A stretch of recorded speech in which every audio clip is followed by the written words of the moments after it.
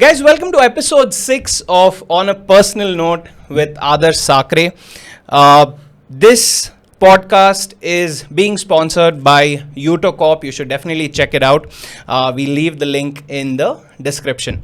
With that being said, I also want to tell you that I had a blast shooting episode 5. We had a stand-up comedian in our last episode. So I had a blast. If you haven't yet watched Anand Ratnam, you should definitely go and watch it. That was a pretty cool episode. Today we have another cool person in the studio, a close friend of mine. I'll talk more about her, but we welcome to our studio today, Mannat Anand. Hi, thank you for having me. Awesome. So a little introduction about Mannat, right? So Mannat, by post, by profession, what's the post that you take in Make a Difference? I work as a director of fundraising, finance, and communications for Make a Difference. Awesome. So that was very tough for me to say. So she kept telling me how to say it, but I couldn't remember it. So thank you for saying that. The idea of calling Mannat here is pretty simple.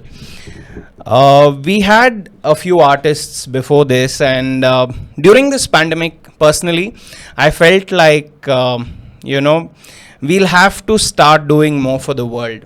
During the pandemic, we realized that not only are we suffering, but the underprivileged side of the world are suffering even more. And that idea is not even, we don't even think of it on a usual day, right? Yeah. And this is something that I wanted to get out on the podcast. And the first person that came to my mind was you, right? So you can definitely go check out her work on LinkedIn and Instagram and all that.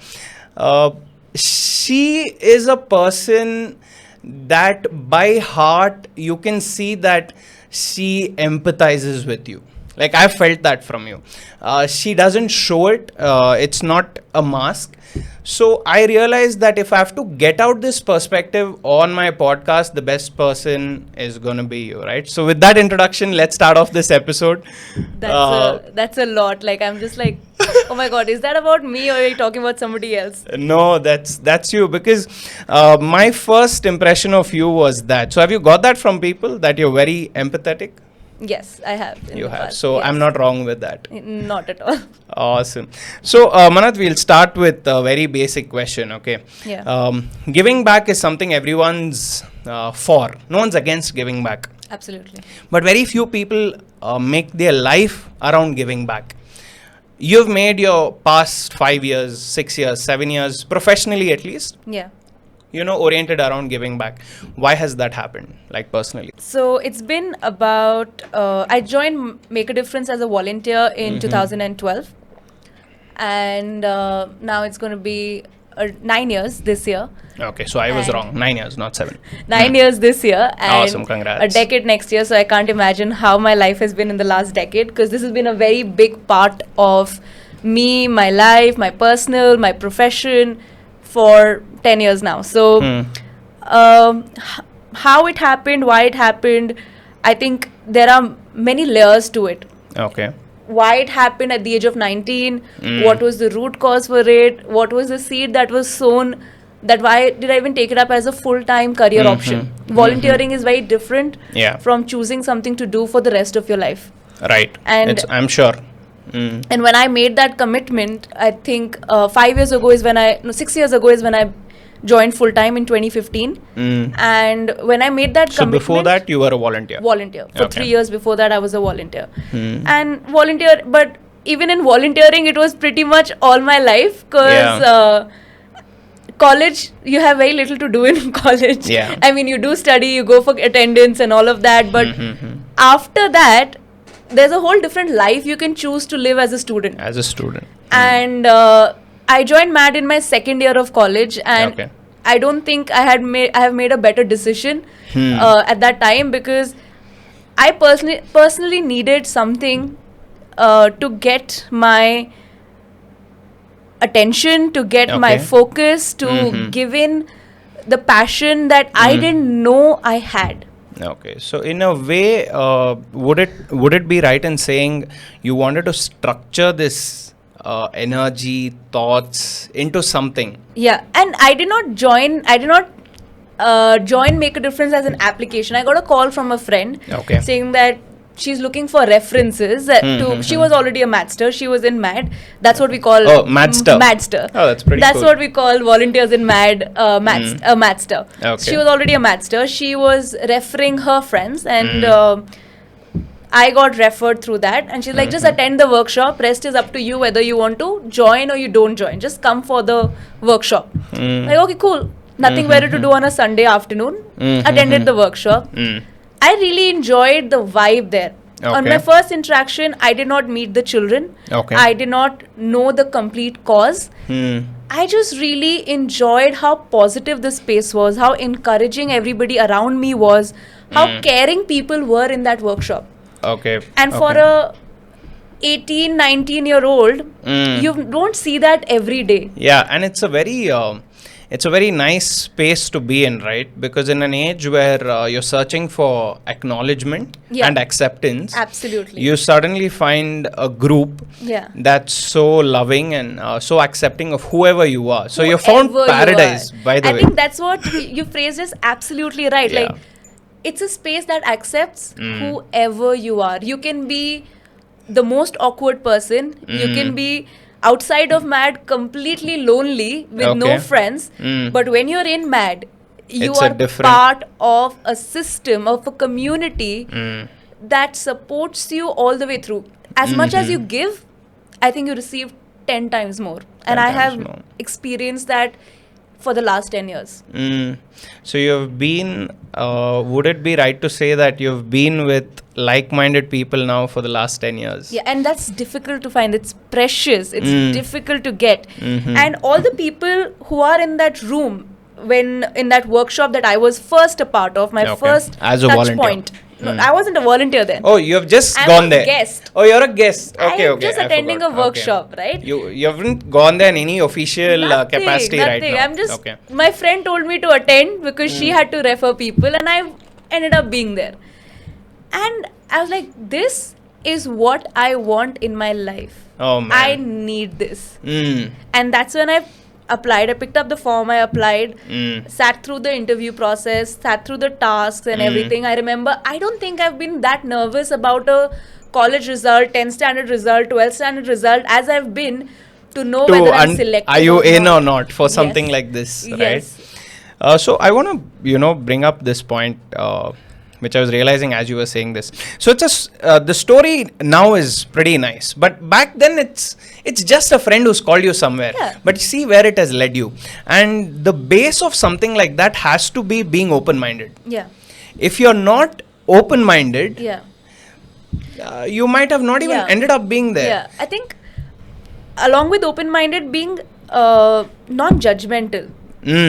Because if I could have completely been that person, especially in your teenage, and when you're 17, 18, you feel like you know everything in this world, and but you don't know. You don't. And but you end up there, you can be very judgy. You can be like, oh, what are they saying? All this is rubbish. I don't want to believe it. You can be cynical and judgy about it. But I think the space was such that it didn't have any scope to be cynical and judgy. So, now that you told me that you enjoyed that space and you've spent about 9 years there, right? I want to get into this myth. Okay, by now everyone's understood the place you're coming from. Okay, and in fact, this is the first thing I told you when I spoke to you about this interview.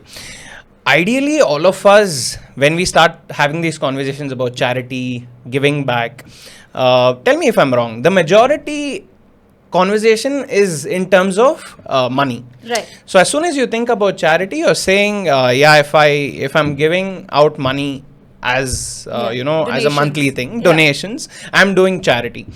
But Mannat and Make a Difference has this whole new side of charity, right? It's not just donating your money. So that's what I want to touch upon. Like, what do you have to say about that? Let's break that myth of the fact that charity is not just money. I think donation, money is definitely very important to the non-profit and the social sector. Without money, you can't support lives that you really intend to support. So I wouldn't say that, I wouldn't put down that money is not everything, not what you need. Money is needed. 100%. But just putting in a check or putting in money in somebody's bank account is not enough. Yeah. That is So what happens, Mannat? What does make a difference do? Now you get this sum, you get this donation. Yeah. What happens now? So money enables us to do a lot, Okay. but a lot, like what we were talking about, the charity bit, right? Like I was 18 or 19. I didn't have any money, extra money. I lived on pocket money from my parents. I didn't have any extra money to donate in terms of funding or finances, but I did have my time, and I did had the love and the care that I have received all my life, and an opportunity to give it to somebody else, and not just one person, but hundreds of people. Hundreds of people. Right? So I did have that with me, which I could give. And along with money is the intention. What is happening? And it's not just about donating to a charity like Make a Difference. Any cause that affects you, be it the environment, be it any specific research on a disease, be it anything that affects you, you can contribute towards it. And it's as much as probably signing a petition, probably being on the streets, protesting for something. For different people, charity means different things. But as much as money is important, so is the heart that comes with it. Don't just shrug it off that I've donated, I've done my job. You've done the most easiest way to be involved in social sector is donating. You've done only that. There's so much more to do. Given your time, because a type of life which is full is that I think all of us as adults, when you get to, yes, career is important. I've been in 20s, I've been worked like 12 hours a day, 13 hours a day. Yes, it's important, but you can spare 5 hours a week at the least to do something which is larger than yourself. Something which is larger than yourself. And what's the feeling like right now that you're so involved in bringing these kids up and being involved in their life so much? What's their response like when you spend so much time with them? What's the impact that it has on them? Because I feel largely, we are privileged and blessed. So the biggest impacts that people can have on us are our parents or our friends or our relatives. Right. To get an external person have an impact on my life, I don't know how that feels. So how does that work with a situation like this? The big impact that Make a Difference plays in life of children in need of care and protection is giving them role models that probably they never had. An exposure to the world which is beyond their regular life. For example, a child may have been rescued from prostitution or from the streets, or a child might have just gotten lost. We've all watched Lion as a movie. The child just got lost and ended up in a shelter home in a completely different part of the country. Right? And a child would have been rescued from labor, child labor, factories, etc. Now, their regular life is seeing people being probably in professions that don't end up getting them out of the cycle of poverty. It gives you dignity of life. It gives you some earning. Might give you the food. But they have not seen an example that will lead them out of the circle they have been born into. Yes, to break that cycle. And which is what MAD works towards. It's not just about getting children to pass 10 standard. It's not just about getting children to pass 12 standard or getting them to a university. It's about that we are confident today after 15 years of work and back and forth and pauses. So MAD is 15 years old now? 15 years old this year. That's amazing. And it's that we are confident that by the time the children that we work with and they are 30, 35s, they will be living a life of dignity which allows them to have outcomes as much as a middle class person. Oh, beautiful. Their children should not end up back on the streets or in a shelter home. Their partners should not be affected by the fact that they might have to do a job which is puts them back into labor or gives them mental trauma or puts them at risk. There are so many jobs that put you at health risks. So that's the that's the main point, that they should be able to live a They life of dignity. Yeah, and they get a role model. I think that's really beautiful. And I'm just imagining, right? Say there's a kid who's looking up to you, and he or she is like 8 years of age. 10 years later, when they are 18, Yeah. imagine the amount of love they're gonna have for you. The Yeah. love, the respect, because you've basically paved their life. Yeah, and I don't think it's about.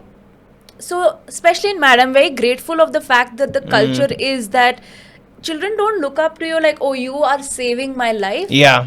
But it's like families. You're like older brothers. You have quarrels with the children that you're teaching. Oh, They yeah? run away from class. Do they fight with you sometimes? Yeah. They throw tantrums at you. They'll tell you, no, I don't want to study. Take your book away. Akka, not today. Don't want to do this. So all of that will happen. So it's not. It's almost like a family relationship where I sometimes wonder because the example that you just said. Yeah. I started teaching a class of 5 girls who at that time were 10 years. Today they are 19, 20 years old. Oh, and man. I do meet them often. The pandemic So is they the are first they are time. in touch with you? Yes. Okay. I do meet them once in a while. And because of the pandemic, is the first time. It's been about a year and a half since I Okay. met them. Okay. But- Must have been tough for them too. Well, kind of stay I away. wish I knew what they're going through right now, but because we don't have phone numbers, we don't exchange those things. Oh, is it? Yeah, Okay. that's one thing that we don't do, except when the child is above the age of 18. When Okay. they themselves are an Then adult. you're allowed to, because Yeah. now you have your own Yeah. thought process. Yeah, so that was one thing. And then I have seen the children that I taught go through that age from a 10-year-old bunch of girls who are, looking up to you like, oh my God, like what is this life? And this was the first interaction they had with a mad volunteer. It was the first year we started working with that particular shelter home. And now looking at them, that they want to be engineers. One of them is actually doing science, and which was not something that children in shelter homes generally thought of. Yeah. When I had first met them, You have given them that dream. You've made them able to even believe that, yeah, I can actually be that. I think for me, I personally feel like it's not that I have done this. I feel like it's a exposure that comes with having people who are doing other kinds of things in life. Like some students, like, I want to become an astronaut, or like like they wouldn't know these words before. And now they're dreaming it. Like they want to become engineers. They want to do all of this, which is not something that you must understand, that a lot of times children, they are the first generation learners, sometimes for their entire family. sometimes their entire community, Oh, man. sometimes their entire village. So it's not that that exposure is just helping one child, one family, but suddenly there might be a village of children saying that, oh, I can study, which was not something that they have thought of. So if they've come from that certain community or that group, suddenly that community or group also starts to believe that Yeah. we can also make a change. Yeah. Or make a difference, Yeah. rather. As I'm saying this, I'm just realizing that I think our generation is ready for this. I think nobody is going to say no for it. Yeah. It's just that it hasn't yet reached them. Yeah. Because the more I speak to people, no one's going to say no to something like this. I feel like it just needs to be a spark into them that, go spend time with them. Yeah. Right? Beautiful. What are the challenges you face, like, with these kids? You must be spending so much time with these kids. Now, they are of different age groups. They have different mindsets, different traumas they have seen in life. How do you generalize such a unique group, and what are the challenges that come out of it?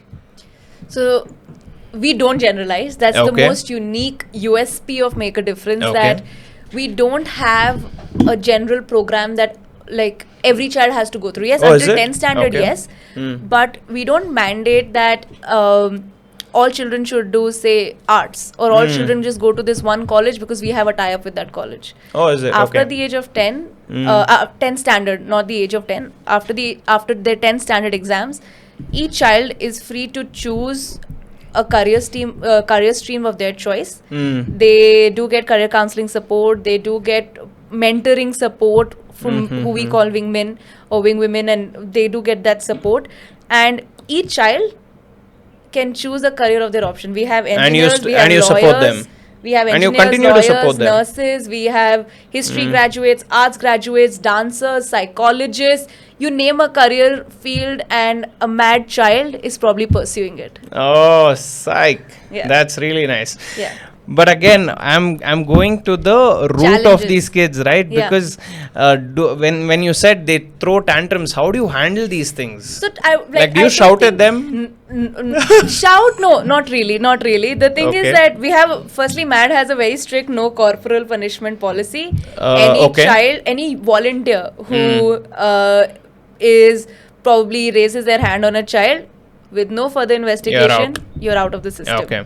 Because so hitting is not allowed. That's what they get everywhere else in life. They are already used to it. And we don't want that. This That's not space a way shouldn't be about it. Yeah, that's not a way to build a relationship with a child. You might hit them and get them to listen to you, but nothing beyond that happens. Right? And from a space of challenges, I don't know if you followed this before, but I designed a campaign called Broken is Beautiful. Okay. In I haven't. 2019. I have no idea. This campaign is primarily towards spreading awareness and acknowledgement that as humans, we all go through adverse childhood experiences. Okay. And it is not just children in need of care and protection, or children in shelter homes, or children in slums, or children from a particular background. Adverse childhood experience is a study. It's a very vast study that's been done for about 2 to 3 decades now. There's a lot of research on it. There's a lot of content available. What is an adverse childhood experience is any experience that you've gone through from the age of 0 to 18 that has left a negative impact on you. It could be from recurrent physical abuse, mental abuse, emotional abuse, having somebody ill in your family for a long time, having a parent who is alcoholic or who is into substance abuse, having parents who are incarcerated. So there are multiple reasons. Bullying, simple as something that we neglect so easily, but something as small as bullying can leave a negative impact on a person. And that is called adverse childhood experiences. There is a lot of impact of adverse childhood experience in the life of an adult. So that is adverse childhood experiences. And adverse childhood experiences, when you're going through it, has a lot of impact on you in your neurodevelopment, in how you perceive relationships, in how you grow up as a child. And as a child, you don't know this. But when you're an adult, you see the impact you of that. Start realizing where it all went wrong.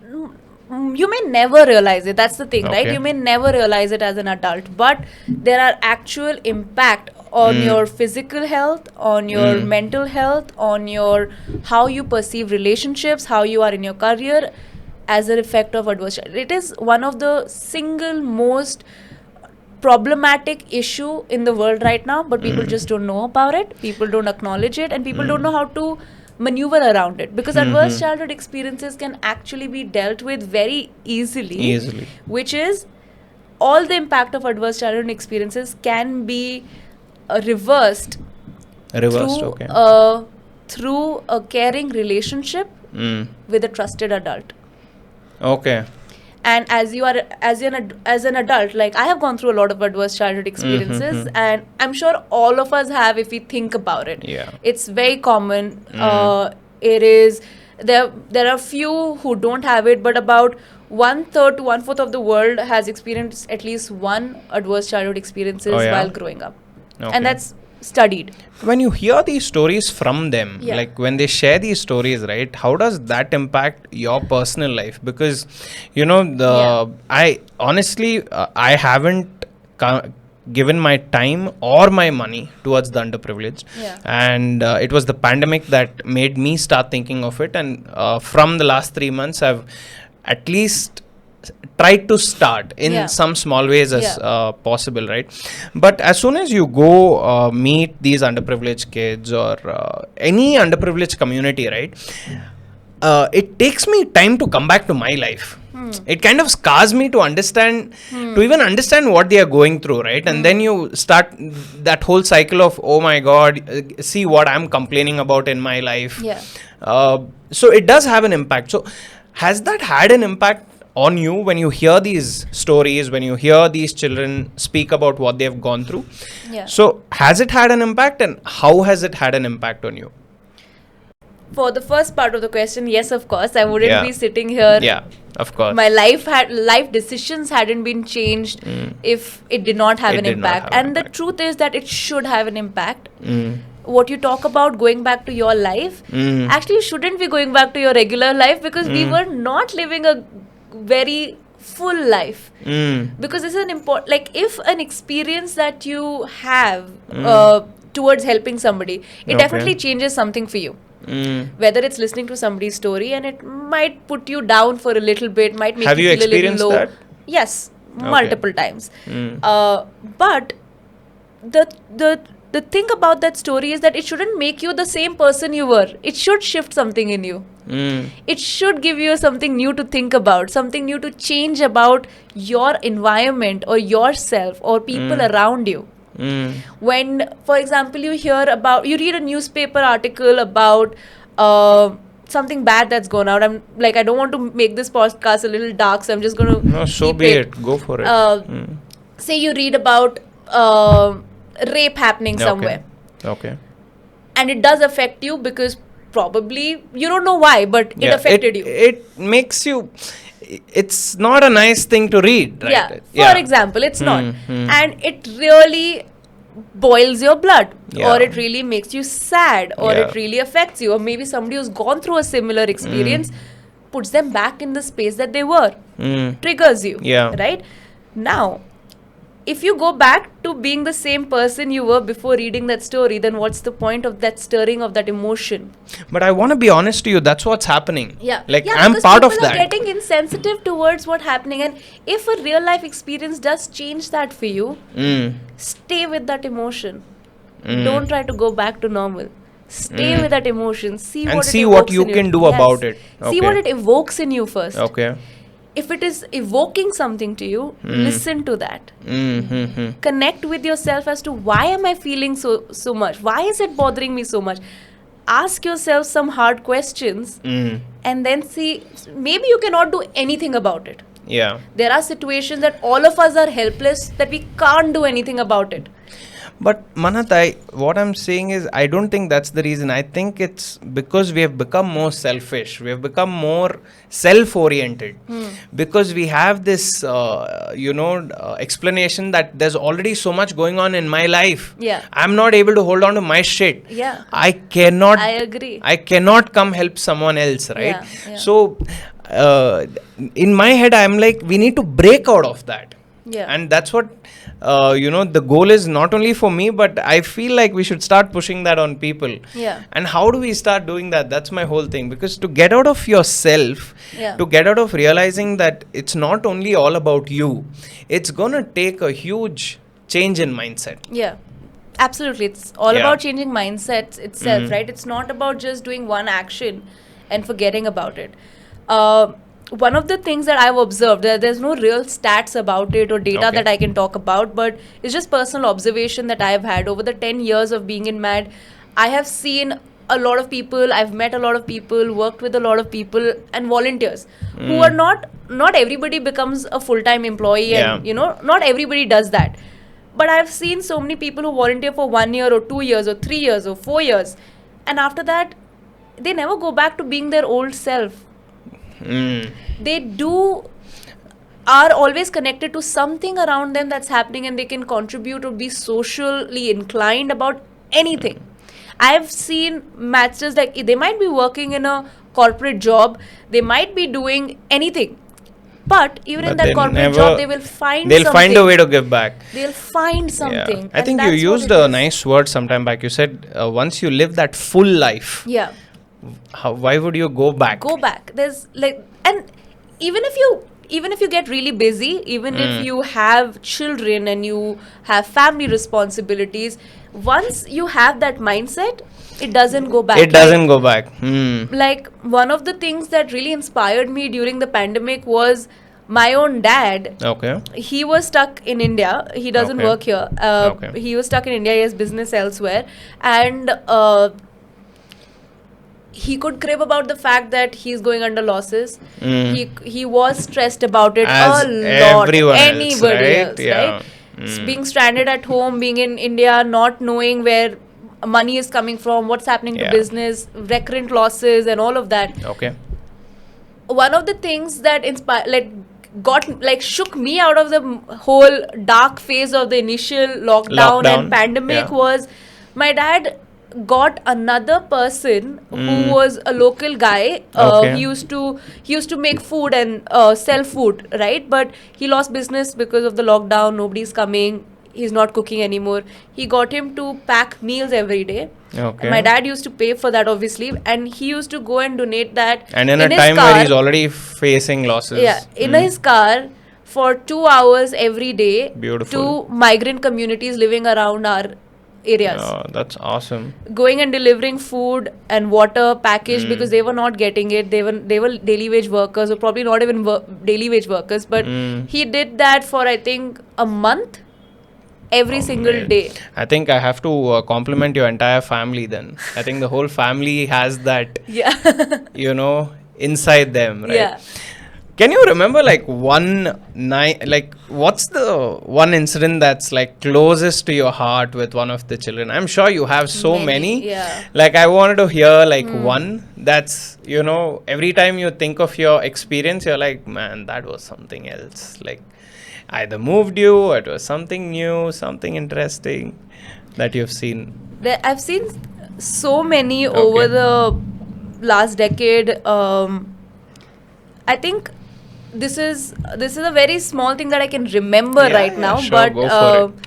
there was a class that I was taking, and this was in my early years in MAD. And actually, now I'm thinking of so many more in my mind, but Go for I'll it, stick yeah. to one first. Yeah. There was some MAD starts teaching children from the age of 10. Okay. And then younger children we don't teach as of now, at least, but we start teaching from the age of 10, which is 5th standard. And I was teaching my class, and this younger girl, she was probably in 3rd standard.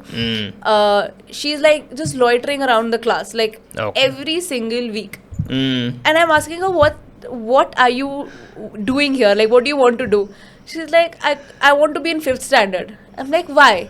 Because they get MAD classes and we don't. I'm like, but what do you like about MAD classes? They're like, nothing. All you akkas come here and we want to sit. I also want to sit and learn from you. Because I don't like studying in school. So she now, after that conversation, she used to come with her notebook and her pencil, not understanding what's going on because she's only in 3rd standard, and still trying to learn in that classroom. And be there. And that I don't know why it changed me. I was like, it's not that children don't want to learn, children don't want to be part of something larger, or sometimes people say children from these backgrounds don't have any dreams, or I had heard one very absurd thing over my time period, that they have bad genes, so they can't do anything in life. How? Yeah, I know, slightly absurd. Utter But nonsense. but now in that case, that like just changed me, that children do want to learn. They just need the right people and the right kind of care. Environment, The right kind of care, that they feel safe. You give it to them and they're here to and learn. they'll be there. And that's the case with every child. Yeah. It's not just children from adverse backgrounds or children from underprivileged side of the society, but actually any child. I was the same. I hated teachers who shouted in classes. Yeah, you but want when someone. a teacher gives you safety and care, where you can be you yourself, you learn better. that will be your favorite teacher. And you'll learn better. You'll perform better in that one subject, but fail in everything else. Why? Because that teacher motivated you, the teacher encouraged you, or the teacher even just acknowledged your presence. Right. So same is the story of in their children. Yeah. So that was just one story that I remembered. No, I'm sure there are like many, but I wanted to many. get out one. So now that you've done this 9 years of service, right? I'm sure you have like other ideas that you want to execute. Okay, so say in, like, going forward, like there's one thing that hasn't yet been done under your power or control or whatever you're saying. Yeah. I want to know like one thing you really want to do in this space going forward. In the social sector? Yeah. Okay. I want to do a lot. Yeah. Like one that's like has to be, at the age of 50 when Mannat looks back, yeah, I did this one thing. Like, okay. That's putting a lot of pressure. Yeah, like the reason I'm asking is because, you're going to be listening to this. Yeah. A few years down the line as well. And, I want it to be a platform to just remind you that, you're doing a brilliant job and you said you're on the way to do something. And yeah, it'll be great to look back and say, yeah, I actually went ahead and did it. Yeah, I think for me, one of the biggest things is that if someday, I'm very sure my life is largely going to revolve around Make a Difference. Okay. It's not going anywhere else, any other organization. But I think your company is going to be happy listening to that. They already know this. Okay. They know this. But in whatever capacity, it's going to be with Make a Difference. And I do have a lot of dreams, right? One of the big dreams that I had, which is in the pipeline, we're working on it and etc. But the big dream is that for all children, shelter home is their last option to be there. Okay. Children should not be unsafe in their own communities. It's always better for a child to live in a community with family, with people who care about you. It's the hardest thing on a child to be away. Sometimes you don't see your parents for years. Sometimes for months. Sometimes you don't even know them, right? What I hope is we are able to intervene at a local level, in a community level, and change things right there before a child has to be pulled away from their community. That should be the last option. And in cases where it is that severe, it is that unsafe for a child, it's not an environment a child should be living in, yes, you need to improve the state care system. But in cases where it is possible to not get them out of there and still impact their lives, to be in communities, that's what I want to see. That's what you want to do.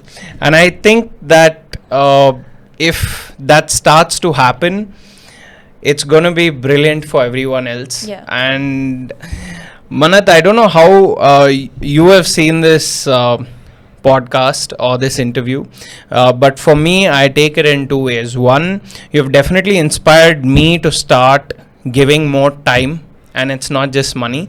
Second, I'm very sure that the people who are going to be listening to this, I'm sure it's going to spark a thought somewhere, and I'm going to cut these things into smaller clips and post it on Instagram, which will definitely reach someone somewhere. And I think if that happens, I think we both have served a good purpose today. For sure. Mannat, any final thoughts before we close on this? Any final thoughts? I think this sparks a thought for sure. Okay. So care is a very important part. Care and kindness is a very important part of human beings. Okay. And it's not just about caring for yourself, but it is equally important to care for yourself, because if you can't care for yourself, you can't care for somebody else. Yeah.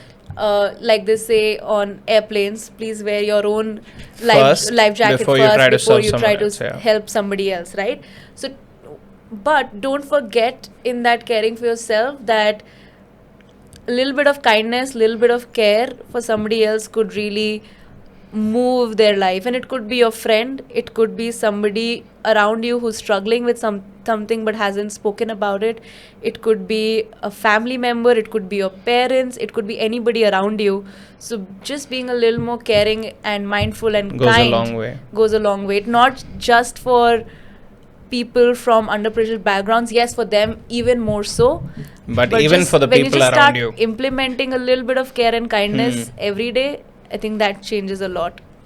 Perfect. I think you've ended this on a right note. So to everyone who watched this, take away the fact that you need to care for yourself a little more before you care for people around you. If you care for yourself, it's going to lead into caring for the others around you. So let's start spreading this vibe even more, where you're not making your life all about you, because when you start making your life about everyone else around you, you're actually living a better life. Your experience of your life is actually getting better when you start living for others, right? Absolutely. So I hope this podcast brings in a change, not just in me, but to the viewers who have watched this. Mannat, you've been absolutely wonderful. I didn't know, honestly, I want to keep talking to you, but you've been so sweet, so kind, and I really wish, I pray for more power for people like you, because people like me are very selfish, and I want to change that. Okay, when I meet someone like you, I really pray the best for you, and I hope we do a round 2 in the coming years. Thank you so much for having me. Awesome. And I hope, you were saying it something. was lovely to share a little bit of my life. Yeah, like we just took one bit of it and spoke about it. So thank you so much for watching, guys. This was episode 6 of On a Personal Note with Adarsh Sakare. See you soon. Let me know what you felt about this. I hope you had a good time. See you on the next episode.